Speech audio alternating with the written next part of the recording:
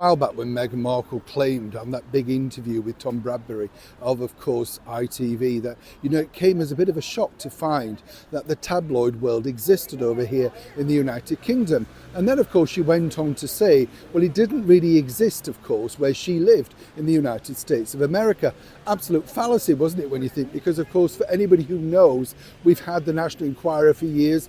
Previous to that, of course, things like Confidential magazine. And then we've got the Globe, the Star, the New York Post, you name it, there's so many things. What's fascinating, I found, about this particular story, though, is this.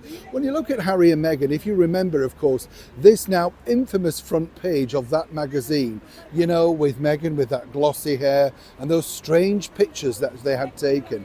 Incredible when you think about it. But now, what's developed is this. As ever, let me explain. On it, Neil Sean here, nice to see you. Thank you so much for taking the time out. Oh, I started a memory with those Roundtree's things, didn't I? Yes. It's funny, isn't it, what you mentioned just as friends, and you're talking about like snowballs and stuff. Do you remember those, the chocolate things? Love stuff like that, don't you? And they don't taste the same now. I'm glad you agree. Whatever you buy has lost its flavour. Yes, it's like that Lonnie Donegan song, isn't it? Did your chewing gum lose its flavour on the bedpost overnight? Correct me if I've got that wrong, Lonnie Donegan fans. Interesting this though, let me tell you, because I just find this really, really strange indeed. Because as we know, Harry and Meghan are very litigious. They get very, very legal for very quickly. For some people might suggest no particular reason. And one reason, of course, was the alleged leaked letter that she wrote to her father, which got a big traction, didn't it? Even though she knew at the time that it could be leaked, and she wrote it with that in mind. Now, what's interesting here is this, that over in America, her new team have decided that they really shouldn't get any sort of litigiousness with any publication in the United States.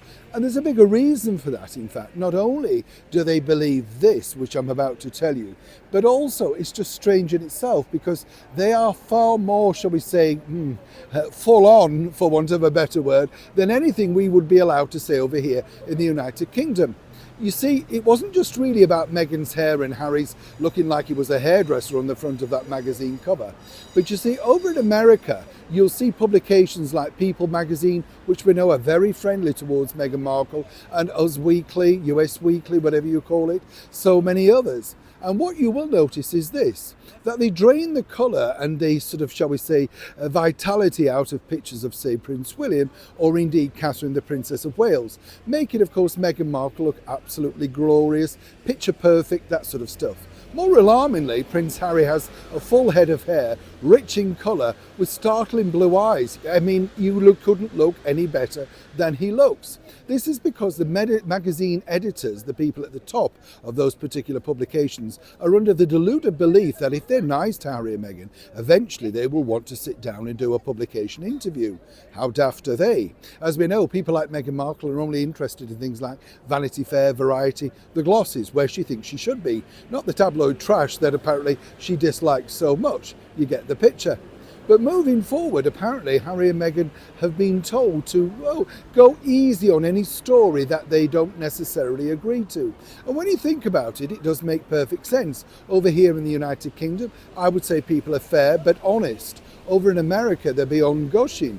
But what's interesting is they truly believe, as been told by the cheeses that now look after Harry and Meghan, if you're nice, they may just give you a few crumbs. Nice basically means that Harry's bustling with hair and Meghan is blemish-free and looking like the movie star she dreams she wants to be. Now do you understand? Neil Sean in the very heart of London.